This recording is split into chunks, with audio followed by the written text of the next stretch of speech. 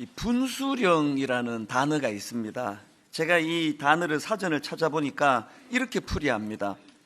어떤 사실이나 사태가 발전하는 전환점 또는 어떤 일이 한 단계에서 전혀 다른 단계로 넘어가는 전환점을 비유적으로 이루는 말, 이렇게 설명을 합니다. 또 그런가 하면은 우리말 중에 이 분기점이라는 단어가 있습니다. 이 단어는 이런 뜻을 가지고 있습니다. 사물의 속성 따위가 바뀌어 갈라지는 지점이나 시기, 이것을 이제 분기점이라고 하는데요. 우리가 이 땅을 살아가다가 보면은 우리 개인의 삶 속에도 어떤 분수령 혹은 분기점이라고 하는 사건을 만날 수가 있고, 또 역사적으로도 이 분기점 또 이 분수령 이런 것들을 설명하는 일들이 많이 있었던 것을 알 수가 있습니다. 예를 들면은 사도 바울에게 있어서 다메섹 도상에서 주님을 만난 사건, 이 사건은 바울의 인생을 완전히 뒤집어 놓는 삶의 분기점, 전환점을 가져다 주는 그런 사건이라고 말할 수 있지 않습니까? 그런가 하면은 우리나라 역사를 가지고 이 분수령을 설명을 할 때 꼭 등장하는 것이 그 이승계 장군의 위화도 회군. 이 위화도 회군이 만약에 없었더라면 우리나라 역사가 완전히 바뀌었을 거 아닙니까? 조선시대 자체가 없었을 것이고요. 그래서 이 위화도 회군이라고 하는 이 사건은 우리나라 역사를 바꾸어 놓는 분수령이 되었다, 혹은 분기점이 되었다, 이렇게 설명할 수 있는 사건입니다.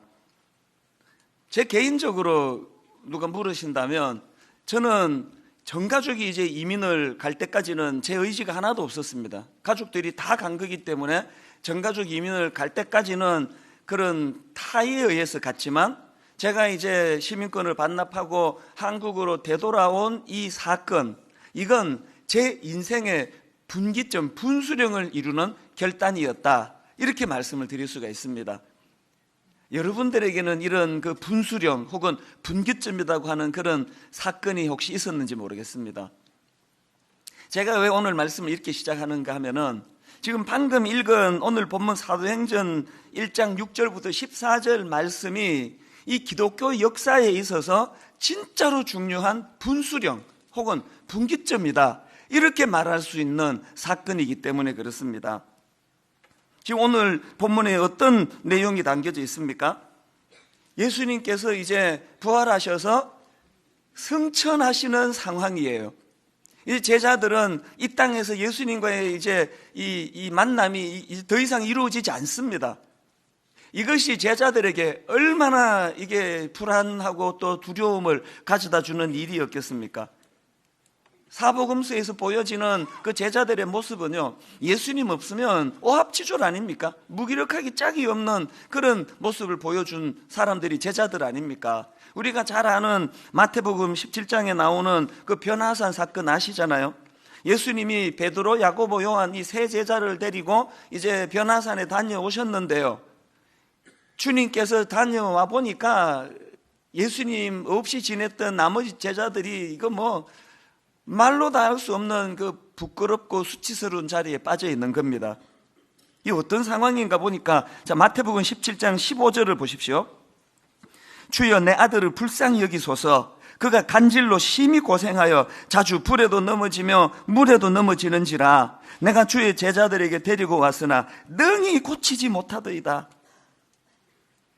그 예수님이 안 계시니까 이렇게 무기력한 모습을 보여서 부끄러운 자리에 빠지던 사람들이 예수님의 제자들인데, 이제 그 예수님이 승천하시고 더 이상 그들 곁에 계시지 않는다는 이 일은 아마 그 제자들에게 말로 다 할 수 없는 불안과 두려움을 가져다 주는 그런 일이라고 저는 생각합니다. 그렇게 불안해하던 제자들에게 예수님이 8절의 대안을 주시지 않습니까? 오직 성령이 너희에게 임하시면 너희가 권능을 받고 예루살렘과 온 유대와 사마리아와 땅 끝까지 이르러 내 증인이 되리라 하시니라. 그리고 9절에서 이 말씀을 마치시고 그들이 보는데 올려져 가시니 구름이 그를 가리어 보이지 않게 하더라. 제가 왜 이 본문 말씀을 기독교 역사의 분수령 혹은 기독교 역사의 분기점이라고 말씀을 드리는가 하면은요, 지금 이 제자들의 앞길에는 두 갈래 길이 놓여 있는 거예요. 이제 더 이상 예수님이 존재하지 않는 이 땅에서 더 이상 예수님의 영향을 받을 수 없는 그런 상황 속에서 그 변화산 사건이 일어났을 때와 같은 참 부끄럽고 수치스러운 자리로 빠져가지고 이제 완전히 예수님 없는 부재 상황이 영적 암흑기로 그렇게 이것이 연결되거나, 아니면 또 다른 한 길이 뭘까요? 예수님이 주신 대안, 예수님이 주신 약속, 이제 주님이 하신 약속대로 성령님과 더불어서 새로운 차원의 영적인 부흥을 맞이하거나, 이 두 갈래 길이 지금 놓여져 있는데, 이 분기점에서 제자들은 진짜 위대한 결단을 내립니다. 저는 이걸 위대한 결단이라고 표현하는데요, 그 상황에서 제자들이 했던 일이 뭔가 하니까 14절입니다. 여자들과 예수의 어머니 마리아와 예수의 아우들과 더불어 마음을 같이하여 그 다음에 오로지 기도에 힘쓰더라. 저는 여러분 이 한 표현이요, 오로지 기도에 힘쓰더라, 그 상황에서 제자들이 보여주었던 이 한마디가 기독교 역사를 바꾸어 놓았다고 저는 생각을 합니다. 왜 그러냐 하니까 이 14절에서 보여준 오로지 기도에 힘쓰더라는 이 한 표현이 이것이 초대교회 태동의 모체가 되었고요, 그리고 이것이 이제 이후에 성령님의 강한 역사와 초대교회 부흥으로 연결되는 시발점이 된 거예요. 초점이 된 거예요. 그리고 이 사도행전을 가만히 들여다보면은 그 사도행전에 나오는 이 초대교회는 늘 이제 위기가 찾아오면 여기에 있는 이 정신, 오로지 기도에 힘쓰더라, 이 정신을 가지고 위기를 넘기고, 또 순탄하게 가다가 또 문제가 찾아오면 오로지 기도에 힘쓰더라, 이 기도로 위기를 넘기고, 이것이 계속 반복되는 그게 사도행전이에요. 예를 들면은 이 사도행전 6장에서 이제 이 초대교회가 이제 위기를 맞이합니다. 성도들이 이제 편이 갈라지는 거예요. 구제 문제로 이제 마음이 나누어지게 됐는데, 사도행전 6장 1절을 보십시오. 그때의 제자가 더 많아졌는데 헬라파 유대인들이 자기의 과부들이 매일의 구제에 빠짐으로 히브리파 사람을 원망하니. 제가 개척을 해보니까 교회가 어마어마한 진리 문제로 갈라지는 일은 별로 없습니다. 다 이런 문제예요. 왜 쟤는 떡 2개 주고 나한테는 하나밖에 안 주느냐. 헬라파 유대인들이 자기의 과부들이 매일의 구제에 빠짐으로 히브리파 사람을 원망하니, 이런 이제 마음이 갈라지는 이런 상황이 주어졌는데요, 그때 만약에 지도자들인 사도들이 그냥 얼렁뚱땅 넘어가려고 하거나 이걸 정치적으로 풀려 하거나 했으면 교회가 쪼개졌을 거예요. 그런데 이런 위기가 찾아오니까 사도들이 놀라운 결단을 내리는데, 자 6장 3절 4절을 보십시오. 형제들아, 너희 가운데서 성령과 지혜가 충만하여 칭찬받는 사람 7을 택하라. 우리가 그 일을 그들에게 맡기고, 그 다음에 4절을 보니까 우리는 오로지 기도하는 일과 말씀 사역에 힘쓰니라. 교회가 어려움을 만날 때 이 정신을 회복하면 문제될 게 없습니다. 자꾸 이렇게 가지 않고 인간적인 방법을 쓰고 가리려고 그러고 숨기려고 그러고 편법을 쓰려고 그러고, 그래서 문제가 생기는 거 아닙니까? 저는 이 4절 말씀이 분당 우리 교회를 위시해서 모든 이 땅 교회에 주시는 하나님의 지침이라 생각합니다. 문제가 생기면은 이제 오로지 기도하는 일과 말씀 사역에 힘쓰겠다. 나머지 교회를 다스리고 정리하는 것들은 다른 지도자들을 뽑아서 그들에게 넘겨주는 이 지도자 사도들의 중심, 이게 사도행전에 흐르는 정신이거든요.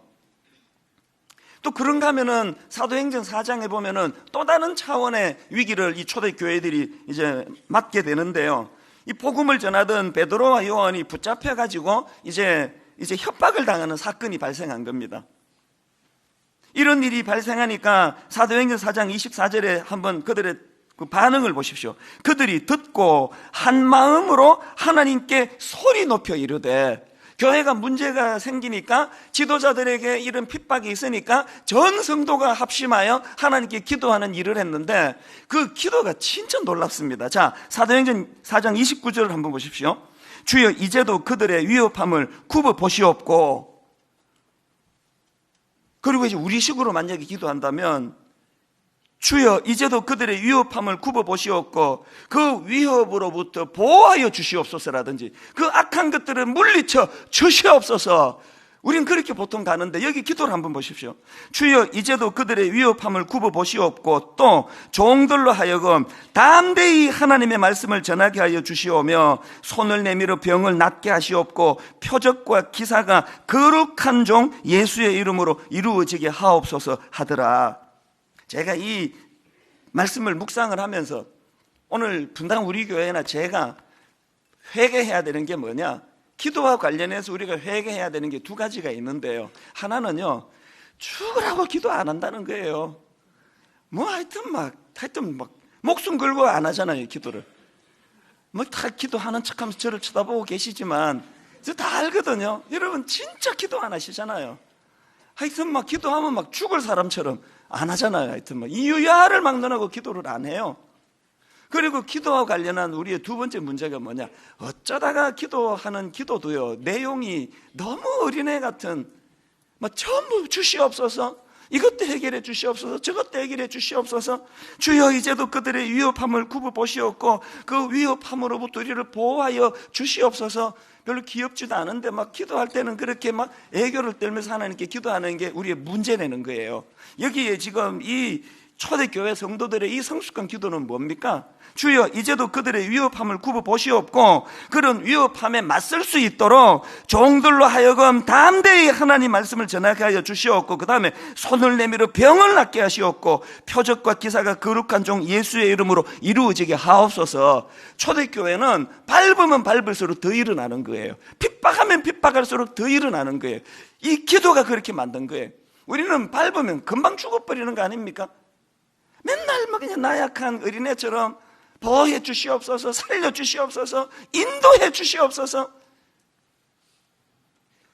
기도의 내용이 달라지면 신앙의 핵심이 달라지는 거예요.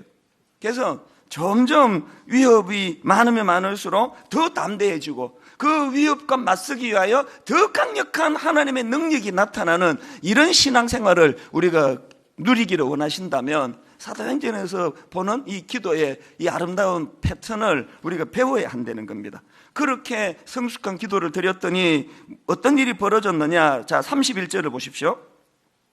빌기를 다하며 모인 곳이 진동하더니 무리가 다 성령이 충만하여 담대히 하나님의 말씀을 전하니라.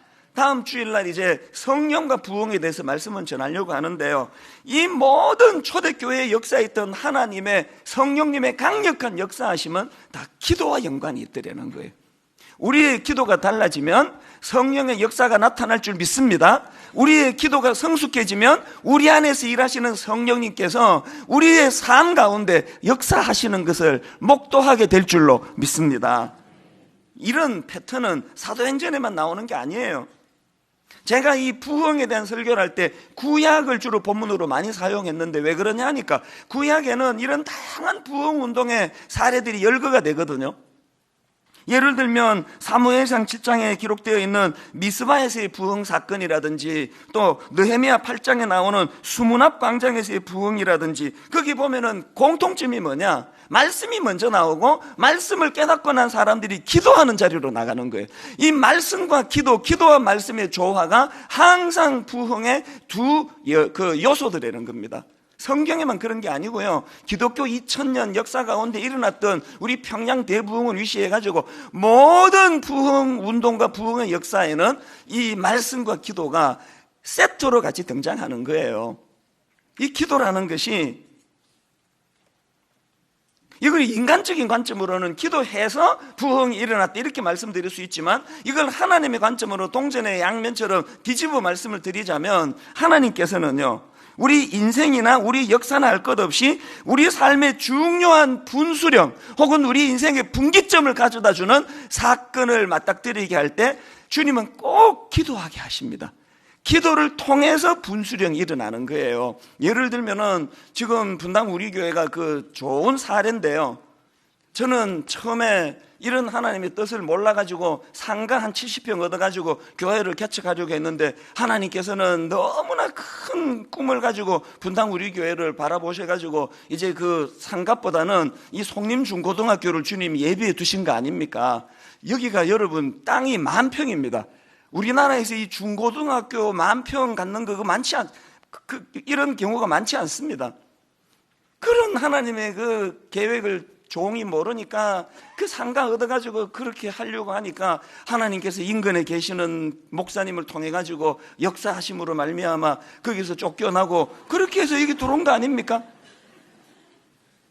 근데 여러분 한번 생각해 보십시오. 하나님이 기왕에 그런 계획을 갖고 계셔서 우리를 인도하셨다면 요즘 애들 말로 그냥 쌈박하게 그냥 팍 주시지. 얼마나 이걸 질질 끌었는지 압니까? 몇 달 동안에 이거 피가 마르듯 피가. 이 될 듯 말 듯 될 듯 말 듯 그러니까요. 사실 저는 저희 아버지가 그 금식 기도하다가 돌아가셨기 때문에 난 그 트라우마가 있어가지고 어지간하면 저는 금식 안 합니다. 그냥 먹으면서 기도해요. 그러나 여러분 그 교회를 개척하는 과정에서 분당 우리 교회가 송림중고등학교로 가는 과정에서 너무너무 피를 말리는 그런 시간이 끌려지니까 종이 금식을 하더라고요. 금식하면서 기도했거든요. 왜 하나님은 기왕 주실 거 깔끔하게 이 표현은 좋은 표현 아니면 기마이 쓴다는 게 있잖아요. 그냥 팍 주시면 되는데 왜 이렇게 질질 꺼시다가 주시느냐고요. 왜 그렇다고요? 여러분 하나님은요 인간이든 인생이든 교회든 역사든 간에 분기점을 주실 때 분수령을 주실 때는 기도하게 하는 거예요. 여러분 여기에서 반성할 게 좀 계실 건데 여러분들한테 사실은 하나님이 여러분 인생의 분기점을 마련하고 분수령을 주실 놀라운 일들이 얼마나 많았는데 기도 안 해가지고 못 누린 게 한두 가지겠습니까? 이 기도는요 우리 인생의 분수령을 가져다 주는 도구가 되는 줄 믿습니다. 자 그렇다면은 이제 이런 질문이 가능하지 않습니까? 도대체 이 기도가 뭐길래 그렇게 중요한 분수령 또 분기점에 그 쓰임을 받는 도구가 되는가? 그건 왜 그러냐? 기도가 가진 속성 때문에 그렇습니다. 여러분 기도는요 변화의 능력을 가져다 주는 도구예요. 우린 자꾸 이 기도를 외부의 환경을 바꾸는 것으로 그렇게 생각하는데 그렇지 않습니다. 여러분이 아버지 이 남편 좀 바뀌게 해 주시옵소서라고 아무리 기도해도 잘 안 바뀌죠. 그 기도 한 번에 남편이 확 바뀌는 일 없습니다. 그 왜 그러냐?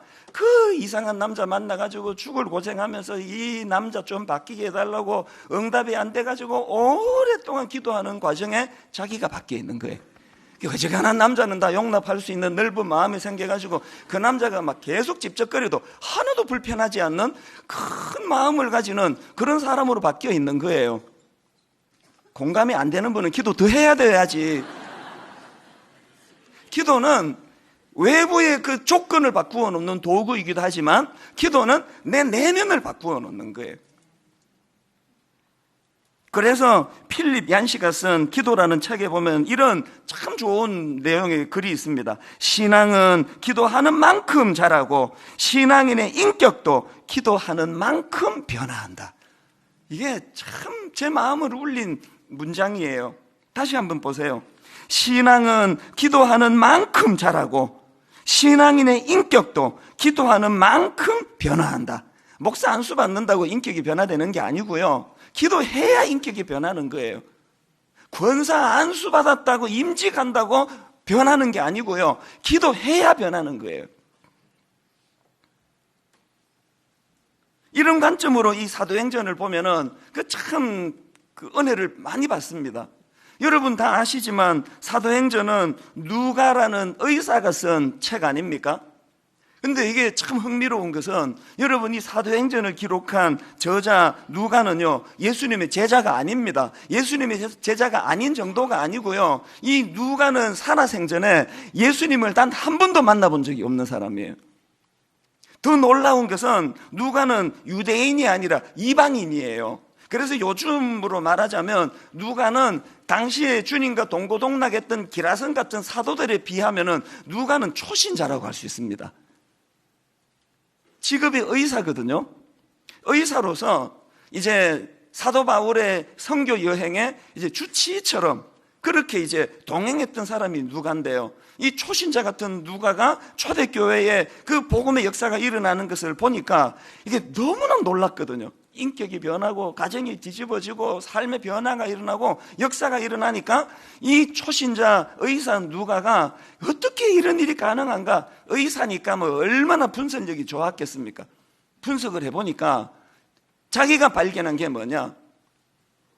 기도가 그 원인이 기도가 기도 중에도 예수님의 기도를 배우고 예수님의 기도를 닮은 이것이 사도들과 초대교회의 능력의 원동력이 되었다. 그래가지고 여러분 그 누가가 쓴 책이 사도행전 말고 하나 더 있죠? 그 다 아시죠? 여러분이 알 수밖에 없도록 제가 질문을 던질게요. 누가복음은 누가 기록했습니까? 다 아시네요. 누가가 기록했습니다. 그래서 누가복음하고 사도행전은 누가가 기록한 그 두 권의 책인데요. 누가복음의 특징이 뭔지 아십니까? 사복음서는 예수님의 각각 다른 그 행적을 각각 다른 시각으로 쓴 책 아닙니까? 그런데 누가복음은요, 예수님의 그 기도 생활, 예수님의 기도하시는 모습이 많이 기록되어 있는 게 누가복음이에요. 다른 사복음서 중에 나머지 세 성경에는 생략되어 있는 누가복음에만 기록되어 있는 예수님의 기도하는 모습이 많이 나오는 게 누가복음이에요. 누가복음의 특징은 예수님의 기도하는 모습과 그럼에도 절대로 기도 안 하는 제자들의 모습이 대비되어 있는 게 누가복음이에요. 그런가 하면은 사도행전으로 가서는 드디어 이 제자들이 이제 아까 그 분수령, 그 분기점, 모여 기도하는 그 일을 통해 성령님의 강력한 역사를 경험하고 그들이 예수님에게 배운 기도를 사도들이 행하기 시작하는 그것으로 말미암아 사도들의 기도가 많이 기록되어 있는 게 또 사도행전이에요. 뭘 알 수 있는지 뭐 눈치 빠른 분 다 아시겠죠? 기도가 사도행전의 그 다이나믹하고 그 놀라운 변화의 원동력이더라는 것입니다. 그래서 이제 우리가 이런 사도행전의 정신을 인식을 하고 우리가 정말 이 기도에 관심을 좀 가져야 되는데요. 중요한 건 뭐냐? 우리가 기왕에 하나님께 기도한다면 그 우리 기도가 이 능력 있는 기도가 되기 위해서 그럼 어떻게 하면 좋으냐? 두 가지로 제가 정리를 해보았는데요. 여러분, 첫째로요, 우리가 드리는 기도가 능력의 도구가 되게 하려면 이 기도를 인격체 대신 하나님을 인정해 드리는 행위로 이해해야 된다는 거예요. 제가 전에도 말씀드렸지만 수능 시험 당일날 제가 보니까요, 이 기도라는 게 우리 기독교의 전 유물이 아니더라고요. 모든 종교가 기도가 다 있습니다. 불교에서 기도는요, 우리의 정성하고는 이 비교가 안 됩니다. 우리는 그냥 앉아서 그냥 허리만 이렇게 흔들고 기도하지만 불교 신자들을 보니까 그냥 섰다가 앉았다 엎드렸다 관절 다 나갈 것 같아요. 얼마나 정성껏 기도하는지 모릅니다. 어떤 사람은 달 보고도 기도하고 물 떠놓고도 기도하고 나무 보고도 기도하고 모든 종교가 기도가 다 있더라고요. 다 주시옵소서요. 다 주시옵소서. 그러나 여러분, 이 모든 다른 종교하고 우리 기독교와 기독교만의 기도와 관련한 우리 기독교만의 독특성이 뭐냐? 모든 종교의 기도가 있지만 그 다른 종교들에게는 자기들이 믿는 신과 인격적인 교제는 없습니다. 달 보고 빌기는 하지만 달과 교제하지 않습니다. 나무 보고 빌기는 하지만 나무와 인격적인 교제할 수 없다는 거 자기들도 다 알아요. 우리 하나님은 인격을 가지신 하나님이에요. 우리와 교제하기를 원하세요. 그리고 모든 인격을 가진 존재는 자기를 존중해 주기를 원하거든요. 여러분, 우리가 하나님 앞에 죄를 많이 짓잖아요. 성적으로도 죄를 짓고 거짓말로 죄를 짓고 남을 해하기도 하고 별의별 죄를 다 짓지만 하나님의 관점으로 그 죄들 중에 가장 악한 죄가 뭔지 아십니까? 하나님을 피조물이 나무 취급하는 거, 달 취급하는 거, 물 취급하는 거. 언제 그런 일이 가능합니까? 달라고 요구할 때 말고는 하나님과 교제할 생각을 안 하는 거. 이게 가장 악한 일이에요. 하나님이 나무입니까? 하나님이 달입니까? 하나님이 인간이 만든 어떤 주물을 가지고 만든 어떤 형상입니까? 돌 깎아 만든 어떤 형상입니까? 하나님이 인격. 교제하기를 원하세요. 인정받기를 원한. 기도를 그냥 주시옵소서 하고 구할 때 말고는 전혀 기도를 쓰지 않는 거. 이게 우리 신앙의 근본적인 침체 원인이라는 거예요. 제 딸아이가 이제 삼수를 거쳐가지고 드디어 원래 이제 자기가 원하는 대학을 들어갔습니다. 이 과정에서도요, 그 하나님의 일하심이 진짜 놀라웠습니다. 이 애의 그 교만을 다 꺾으시고 납작 엎드리게 만드시고 나중에는요, 원서 써놓고요, 막 새벽 기도를 나오는 게 새벽 기도를 막 자진해서 새벽 기도를 나오는데 그 정성은 눈물겹습니다. 눈이 새벽에 쏟아지는 날에도 막 영하 막 20몇 도 내려가는 날에도 한결같이 새벽에 나와가지고 주님 앞에 기도하더라고요. 그렇게 간절히 부르짖었는데 놀라운 게 뭐냐? 드디어 합격을 이제 소식을 들은 거예요. 자기가 원하는 대학교 합격 소식을 오늘 오후에 듣고 내일 새벽부터 끊더라고요. 새벽기도 안 나가요, 더 이상. 그래서 제가 밥 먹다가 한번 내가 이렇게 좀 지적을 했습니다. 네가 인간이 진짜 하나님 앞에 체면이 있으면 그래도 형식적으로 한 2, 3일 나가다가 끊어야지 어떻게 어제 그렇게 기도 응답 받았다고 오늘부터 싹 끊어버리냐. 그랬더니 자기도 좀 민망했던지 큐티는 계속 하는데요 그러더라고요. 여러분 지금 웃으셨지만요, 지금 얘가 아직 어리니까 이 우리 딸아이가 지금 하고 있는 이 기도와 관련한 이 패턴이 이게 우리 아닙니까? 이 기도라는 건 하여튼 얻어내는 거, 그리고 딱 얻어내면 딱 이제 그래 끝났는데 뭐 찾을 일이 뭐가 있느냐는 거, 이런 생각이 우리 신앙을 너무너무 제한시키는 거라는 거예요. 제가 이 설교를 준비하면서 그 책을 몇 권 구입했는데 그 중에 하나가 기도와 사랑에 빠져라, 이런 제목의 책을 구입했는데요, 그 책을 딱 구입해서 보니까 부제가 이렇게 돼 있더라고요. 기도와 사랑에 빠져라, 그러면 하나님과 사랑에 빠진다. 저는요 이 부제 하나로요 그 책 안 읽고 버려도 책값 했다고 저는 생각했습니다. 이게 얼마나 제게 의미를 가져다 줬는지 모릅니다. 기도와 사랑에 빠져라, 그러면 하나님과 사랑에 빠진다. 리차드 포스트도 비슷한 말을 했습니다. 참된 기도는 말에서 나오는 것이 아니라 사랑에 빠졌을 때 나온다. 다시 한번 들어보세요. 참된 기도는 말에서 나오는 것이 아니라 사랑에 빠졌을 때 나온다. 시편 116편 1절 2절에 이런 내용이 나옵니다. 여호와께서 내 음성과 내 간구를 들으심으로 내가 그를 사랑하는도다. 그의 귀를 내게 기울이셨으므로 내가 평생에 기도하리로다. 이거 뭐 대학 합격시켜 주세요, 취직시켜 주세요, 이것 주세요, 저것 주세요, 이런 도구로가 기도가 아니고요, 기도에 진짜 중요한 건 시편 116편 1절 2절에 다 담겨 있는 거 아닙니까? 여호와께서 내 음성과 내 간구를 들으심으로 내가 그를 사랑하는도다. 그가 귀를 내게 기울이셨으므로 내가 평생에 기도하리로다. 기도는 하나님과의 관계예요. 제가 이 사실을 깨닫고 내 인생에 혁명이 일어났습니다. 저는 지난 14년 분당 우리 교회 담임 목사가 되고 제일 행복했던 순간이 언제냐 그러면 당연히 이렇게 여러분 앞에 설교하는 이 시간이 제게 너무너무 영광이고 행복하지만 이것보다 진짜 저를 더 행복하게 하겠고 이것보다 더 제 삶에 활력을 가져다 준 건 새벽식의 새벽. 요즘에는 의사분들이 좀 권면을 해가지고 제가 새벽에 그렇게까지는 못 일어납니다만 그러기 전까지만 해도 새벽 3시에 일어나고 3시 반에 일어났지 않습니까? 그래서 제 아내가 참 좋은 사람이에요. 입시생 애들을 자기가 다 감당해가지고 새벽 2시까지 자기가 실험하고 저는 한 9시 반 되면 혼자 들어가 자는 거예요. 그래야 내 영이 살아야 교회가 사니까. 그리고는 이제 새벽 한 3시쯤 일어나면은요, 그때 이제 우리 집사람이 자러 들어올 때가 있고 나는 이제 일어나 나갈 때가 있고 그렇습니다. 우리 집은 그 더블 침대 살 필요 없어요. 이거 작은 거 하나 사면은 교대할 때가 막 옛날에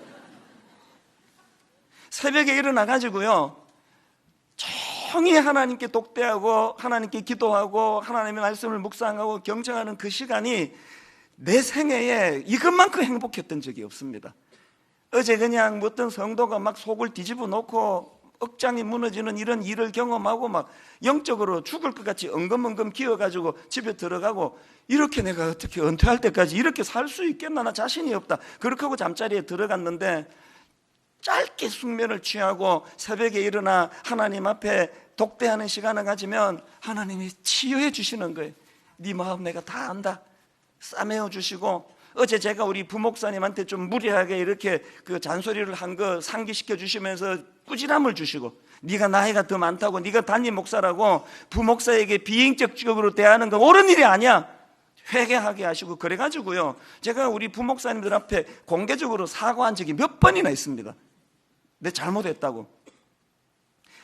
여러분, 우리가 그냥 뭐 얻어내는 도구로서의 기도가 아니라 정말 하나님과 인격적인 교제를 나누는 대상으로, 그래서 그렇게 새벽에 일어나 눈 감고 하는 이 기도도 중요하지만요, 내 삶에서 더 기쁘고 행복한 건 눈 뜨고 하는 기도예요. 샤워하면서, 운전하면서. 한 번은 그 삼성의료원의 장례 예배가, 발인 예배를 제가 인도하는데, 발인 예배는 보통 새벽에 있잖아요. 차 막히지 않은데요, 그날따라 막 차가 새벽부터 막히는데 지각하게 생긴 거예요. 그 남의 장례식에 집례하는 목사가 그 지각하면 되겠습니까? 그러면 눈 뜨고 하나님께 기도하는 거예요. 하나님, 제가 잘못했습니다. 다음부터는 정말 내가 일찍 나가겠는데 어떻게 해서든 오늘 이건 수습해야 되는 거 아닙니까? 지각하지 않도록 주님 좀 도와주시기를 원합니다. 차 키를 찾는데 어떨 때 키가 막 시간된 나가야 되는데 차 키를 못 찾으면 눈 뜨고 기도하는 거예요. 인격적인 분이시니까. 하나님, 내가 지금 빨리 가야 되는데 이 키를 내 다음부터는 꼭 내 일정한 데 두겠는데 오늘만 좀 찾게 해주세요. 이 인격적인 교제거든요. 저희 집사람이 한 몇 년 전에 저보고 그러더라고요. 자기는 신혼 때보다 지금이 훨씬 더 행복하대요. 제가 그 말에 격하게 동의했습니다. 나도 그렇다고. 막 그냥 짜릿짜릿하던 감정이 뜨겁던 신혼보다 지금이 훨씬 좋은 건요, 저하고 제 아내 사이에, 제 아내와 저 사이에 하나님이 개입하는 법을 배웠거든요. 제가 아내에게 상처를 주면 제 아내는 하나님께 일러 바쳐요. 제가 우리 집사람에게 섭섭하면 하나님께 일러 바쳐요. 저는 여러분이 너무 아름다운 이 기도라는 도구, 시편에 나와 있는 이 다윗의 모습을 보세요. 시편을 보면 인간의 희노 애락이 다 담겨 있는 거 아닙니까? 좋은 것만 기록한 거 아니에요. 하나님께 막 섭섭한 이야기 다 하고, 너무하신 거 아닙니까? 하나님, 도대체 어떻게 나한테 이럴 수가 있습니까? 좀 복수 좀 해주세요, 저 인간 저거. 막 이런 감정이 막 그대로 다 나오는 게 시편이에요. 이게 기도예요. 그런가 하면은 두 번째로, 여러분, 기도가 능력의 도구가 되게 하자면은요, 이 기도를 하나님에 대한 전적 의존의 문제로 이해하셔야 된다는 겁니다. 이 무슨 말씀인가 하면 오늘 본문 14절을 다시 한번 보십시오. 여자들과 예수의 어머니 마리아와 예수의 아우들과 더불어 마음을 같이하여 오로지 기도에 힘쓰더라. 여러분, 여기 나오는 오로지 기도에 힘쓰더라, 이 표현은요, 이것밖에 할 수 없는 상황이 제자들이, 이 말고는 할 수 있는 게 아무것도 없는 일이에요. 기도는요, 오로지 기도에 힘쓸 수밖에 없도록 전적으로 하나님만 의지할 수밖에 없는 상황을 이해하는 사람만이 할 수 있는 게 기도입니다. 여러분, 우리나라 기독교가 처음에 들어왔을 때 이 술, 담배를 금지시켰지 않습니까? 이게 성경에 있는 얘기가 아니고요, 우리나라 기독교 초기에 선교사님들과 이제 그 지도자들이 그렇게 합의를 본 거예요. 나 어릴 때는 진짜 그게 야속하더라고. 괜히 그 술 못 마시게 해가지고 대학 가서도 이게 불편한 게 한두 가지가 아니고, 더군다나 이게 이 설교 준비를 이렇게 할 때요, 이게 설교가 이게 막 집중해야 되는데 안 풀릴 때가 있거든요. 어떨 때는 문장 하나를 놓고요 1시간을 씨름할 때가 있습니다. 이게 안 풀려가지고, 이게 풀릴 듯 말 듯 막 너무너무 답답한데, 그때 작가들 얘기 들어보니까 바로 그때 담배 한 대 딱 피면은 아이디어 팍 토론되는 거예요. 근데 몇 번 그 생각을 했어요. 이럴 때 담배 한 대 딱 피면 영감이 또 올라가지고 설교 준비가 잘 된다면 뭐하러 담배를 이렇게 금지했느냐. 여러분, 그런데요, 제가 깨달은 게 뭔지 아십니까? 그래서 담배는 금지해야 되는 거예요. 말씀이 안 풀려질 때 하나님의 도우심 말고 다른 힘을 빌리는 건 다 나쁜 거예요. 담배 힘 빌려서 떠오르는 건 안 되는 거예요. 술도 마찬가지 아닙니까? 목회가 얼마나 힘듭니까? 너무너무 좋은 분 100명에 이상한 놈이 하나씩 껴있는 게 목회거든. 막 너무너무 좋은 사람 사이에 진짜 이상한 사람이 하나씩 맨날 찔러대니까 목회 진짜 힘듭니다. 그렇게 괴로우면은요, 집에 가가지고 그냥 마누라하고 술 한잔 하면서, 아이 그 자식 그거 말이야, 이민 안 가나? 이러면서 막 술 한잔 하면은 스트레스가 다 풀릴 텐데 이 술을 못 하는 거야. 제가 발견한 게 뭔지 아십니까? 여러분, 그런 괴로운 일이 있을 때 하나님에 의해서 위로받지 않고 다른 무엇의 도움을 구하려는 시도는 다 악한 거예요. 그래서 술을 못 마시는 건 제게 축복이더라고요. 만약에 우리 목회자들에게 술, 담배 허용했으면요, 아마 저 알코올 중독, 설교할 때 코가 빨개졌을 거예요. 기도는 하나님 말고 의지할 데가 없는, 하나님 말고 의존할 수 없는 상태임을 자각하는 사람만이 할 수 있는 도구인 줄 믿습니다. 딱 일주일 전이에요. 설교 준비를 새벽에, 저는 이제 초다툼이거든요. 메일이 한 통 온 거예요. 제가 잘 아는 여전도사님인데요, 깜짝 놀란 메일이 왔습니다. 자기 딸에게 이제 교통사고를 당한 일이 벌어졌는데요, 이제 섬기는 교회에 이제 기도 제목 올린 걸 먼저 저한테 보여줬더라고요. 자, 한번 들어보십시오. 어제 저녁 퇴근길에 횡단보도를 건너다 교통사고를 당했는데 의식을 잃어서 경찰이 병원 응급실로 옮겼고 새벽 1시에야 깨어나 부모를 찾았네요. 어깨와 팔, 그리고 갈비뼈가 부러지면서 폐에 기흉도 생기고 고관절도 부러지고 얼굴도 꿰매야 하고 온몸 여러 곳에 타박상을 입는 심각한 상황이지만 다행히 뇌 손상은 없고 한 달 동안 입원해서 치료하면 회복될 수 있다고 합니다. 메일 위에 이제 이거를 이제 옮겨 주셨고요. 그 밑에 이제 저한테 편지를, 기도 부탁에 편지를 보낸 거예요. 한번 들어보십시오. 목사님, 수요 저녁 예배를 마치고 집에 돌아와 잠자리에 들었는데 새벽 12시 30분에 순천향대학병원에서 걸려온 한 통의 전화를 받고 놀라 달려갔습니다. 응급실에 누워있는 딸은 피투성이가 되어 차마 볼 수 없는 상황이었습니다. 남편은 눈물이 나는지 더 못 보더라고요. 딸은 엄마 미안해, 깨어보니 여기 있어요. 엄마 아빠를 다시 볼 수 있어서 너무 감사해요. 그러며 우는 것입니다. 저는 우는 딸에게 우리 예쁜 딸 이렇게 함께 얘기하고 볼 수 있어서 고마워. 나는 너를 천국 가서 보는 줄 알았다. 목사님, 사실 처음 전화 받을 때 속으로 주님 목숨만 살려주세요라고 기도했지요. 그랬는데 3일이 지난 지금은 폐의 출혈도 멈추었고 기흉도 빠지고 박은 호수도 빼고 폐도 정상으로 퍼지고 했다고 주치의가 폐 수술은 하지 않아도 된다고 하네요. 첫날은 공기가 차서 한쪽 폐가 심하게 찌그러져 호수 밖으로 피가 나오고 있던 상황이었거든요. 골절된 고관절과 팔은 수술을 하지 않아도 되지만 한 달 정도 누워서 안정을 취해야 하고 부러진 어깨만 수술 날짜 받아놓고 있습니다. 자, 그 다음 한번 들어보십시오. 병원에서 딸을 간호하며 100가지 감사 기도를 적게 되었습니다. 첫째, 하나님이 우리 아버지셔서 이 모든 일을 주관하시고 선하게 하실 주님임을 찬양합니다. 둘째, 큰 일이 행해지기 전에 꼭 거쳐야 하는 일이라면, 지금 이 교회적으로 큰 일을 지금 앞에 놓고 있거든요. 큰 일이 행해지기 전 꼭 거쳐야 하는 일이라면 다른 성도의 가정이 아닌 저희 가정이 감당하게 되어서 제일 감사했습니다. 관로하고, 성도님들의 가정이 이런 일을 겪었다면 제가 마음 아파서 어찌 볼 수 있겠습니까? 셋째, 29년 동안 딸을 통해 많은 기쁨을 주셨는데 또 이렇게 주님과의 깊은 스토리를 주셔서 감사합니다. 넷째, 엄마, 나 일상으로 돌아갈 수 있을까요? 계속 같은 자세로 꼼짝 못하고 누워있으니 허리가 너무 아파요. 그냥 서 있는 것, 가고 싶은 곳 가는 것, 볼 수 있는 것, 잊고 있었던 소중한 것들이 너무 많아요, 엄마. 이 딸아이가 병원에서 움직이지 못하니까 자기가 평상시에 누리던 모든 게 다 감사라는 걸 깨달았다는 거예요. 그것이 감사. 그리고 다섯 번째, 믿음의 공동체가 있어서 내 일처럼 한 마음으로 중보기도해 주시고 물심양면으로 사랑해 주시는 지체들의 섬김은 천국 생활이 이런 것이지 않은 평안과 기쁨을 주었지요. 이렇듯 현실 그대로 느낀 점을 한 줄 한 줄 써내려간 감사가 벌써 60가지가 넘습니다. 목사님, 새벽 3시에 갑자기 잠이 깨어 목사님 생각이 많이 났습니다. 지금은 주일 새벽 성도님들의 말씀 준비에 가장 심려를 기울이시는 시간이겠네요.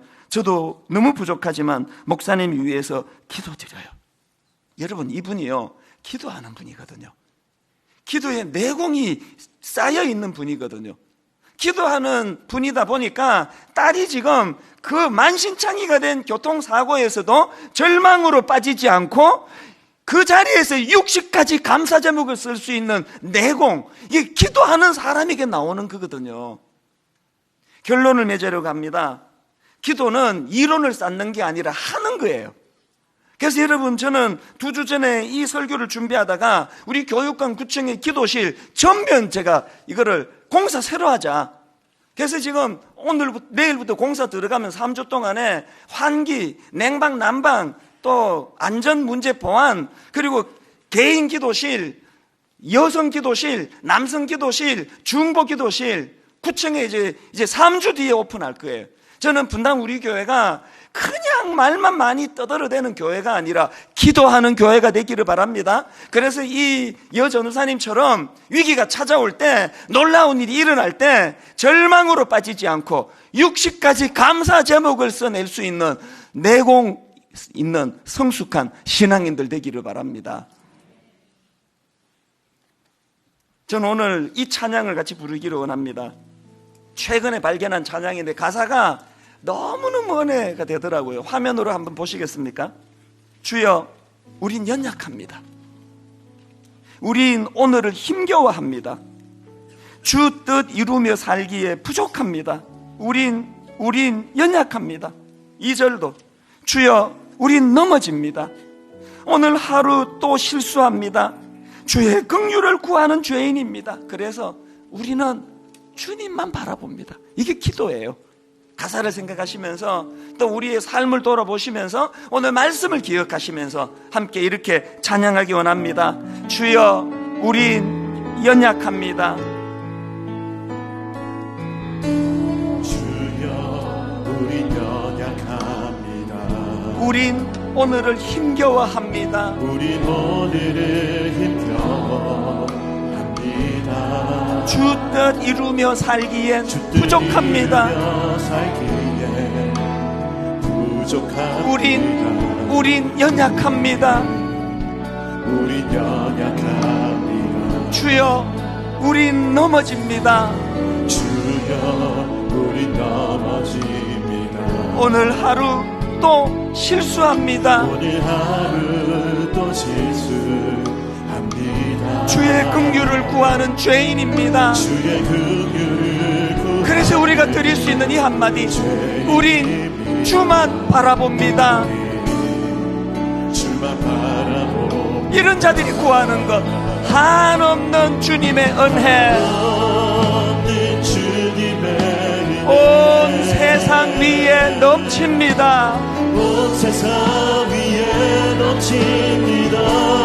가릴 수 없는 주 영광, 가릴 수 없는 주 영광 온 땅 위에 충만합니다. 온 땅 위에 충만합니다. 주님만이 길이오니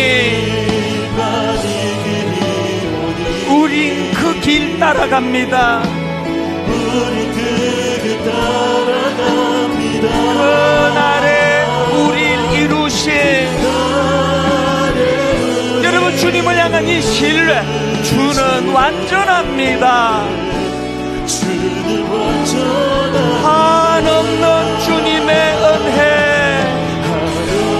한없는 주님의 은혜 온 세상 위에 넘칩니다. 세상 위에 넘칩니다. 가릴 수 없는 주 영광, 가릴 수 없는 주 영광 온 땅 위에 충만합니다. 온 땅 위에 충만한 주님만이 길이오니 우린 그 길 따라갑니다. 우리 그 길 따라갑니다. 그날에 우릴 이루신 주는 완전합니다. 우리 다 자리에서 일어나셔서 한없는 주님의 은혜, 우리가 약하면 약할수록 온 세상 위에 넘칩니다. 세상 위에 넘칩니다. 가릴 수 없는 주 영광, 온 땅 위에 충만합니다. 여러분 이거 믿으십니까? 주님만이 길이오니 우린 그 길 따라갑니다. 그날에 우릴 이루신 주는 완전합니다. 하나님 사랑의 눈으로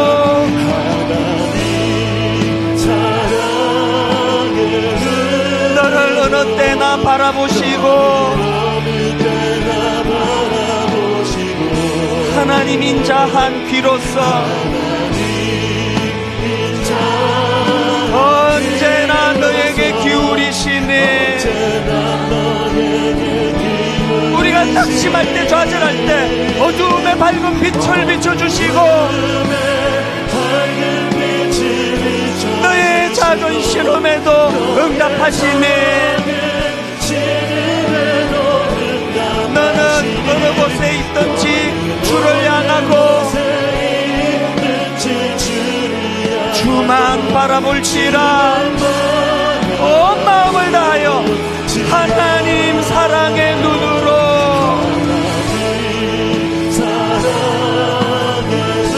너를 어느 때나 바라보시고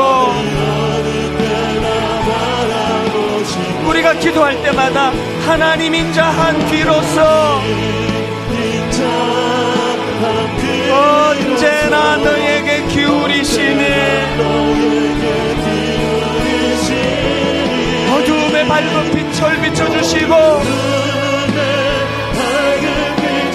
너가 고통할 때마다 너의 작은 신음에도 응답하시네. 너는 어느 곳에 있든지 주를 향하고 주만 바라볼지라. 주만 바라볼지라.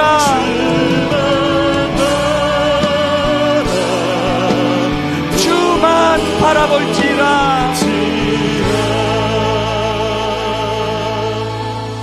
같이 기도하시겠습니다.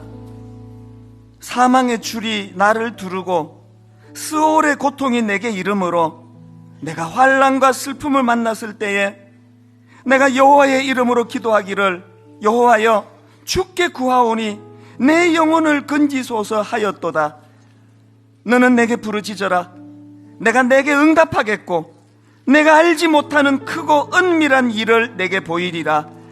하나님, 오늘 이 말씀이 내 심령에 잘 박힌 못처럼 내 삶의 영향을 미치는 말씀이 되게 하시고, 하나님 이 기도는 인격자 되시는 주님과 교제하고 교통하며 그분과 사랑을 나누는 도구임을, 그리고 하나님이 기도란 것은 이것 말고는 더 이상 할 것이 없는 무기력한 우리들 삶에 하나님만 전적으로 의지하는 자들에게 주시는 능력의 도구임을 자각하는 저희들 되게 하여 주시옵소서.